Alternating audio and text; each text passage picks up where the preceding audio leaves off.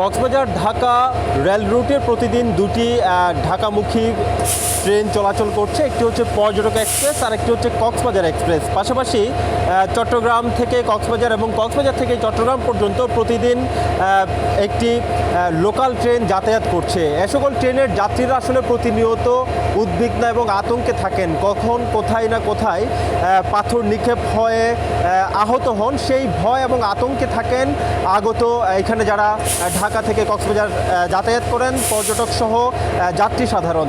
পাশাপাশি রেলের কর্মচারী যারা রয়েছেন তারাও কিন্তু আতঙ্কে থাকেন। যেমন গত 2 মার্চ কক্সবাজারের চকরিয়ায় রেল অংশে পাথর নিক্ষেপে গুরুতর আহত হয়ে সাবির হোসেন নামে একজন রেলের কর্মচারী আহত হয়েছেন। বিশেষ করে সেই কর্মচারীটি আসলে পর্যটক এক্সপ্রেসের কর্মচারী বলে আমরা জানতে পেরেছি। তিনি এখন চট্টগ্রাম মেডিকেল কলেজ হাসপাতালে চিকিৎসাধীন রয়েছে বলে আমরা জানতে পেরেছি।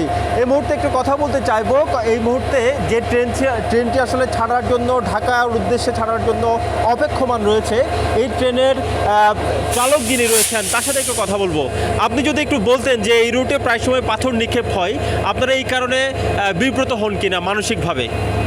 অবশ্যই আমরা মানসিকভাবে বিব্রত হই, কারণ একটা ট্রেনে যখন পাথর নিক্ষেপ করা হয় তখন আমরা খুব বিব্রতর মধ্যে পড়ে যাই ট্রেন চালানোর ক্ষেত্রে। কারণ ওই জায়গাতে যখন আমরা কিলোমিটার পোস্ট নির্ণয় করি, আমরা যখন ওই জায়গাতে যখন আমরা যাই তখন আমরা চিন্তা করি যে ওই জায়গাতে আবার যদি আমার যদি পাথর মারা হয় তাহলে আমরা যদি ওখানে বিব্রত হই, এবং তখন আমরা সাথে সাথে আমরা চিন্তা করি যে আমরা জানাটা বন্ধ করে দিলে ভালো হয়।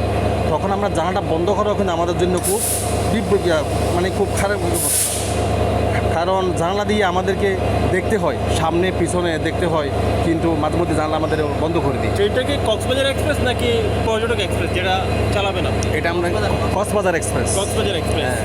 প্রায় সময় আসলে এই ধরনের পাথর নিক্ষেপের ঘটনায় ইতিমধ্যেই অনেকেই আহত হয়েছেন, যাত্রী আহত হয়েছেন, পর্যটক আহত হয়েছেন। পাশাপাশি রেলের কর্মচারীরাও কিন্তু প্রতি মুহূর্তে ভয় এবং আতঙ্কের মধ্যে থাকেন। যে সকল স্থানে আসলে পাথর নিক্ষেপ প্রবণ এলাকা, বিশেষ করে রামু, ঈদগাঁও, চকরিয়া সহ চট্টগ্রামের যে সকল রেল রুটে পাথর নিক্ষেপের ঘটনা ঘটে, সেখানে সচেতনতা বৃদ্ধি করা দরকার। পাশাপাশি আইনশৃঙ্খলা বাহিনীর অভিযান দরকার বলে মনে করছেন এই রুটে চলাচলকারী যাত্রীরা। কক্সবাজার থেকে এটুকুই ছিল এখানকার সবশেষ।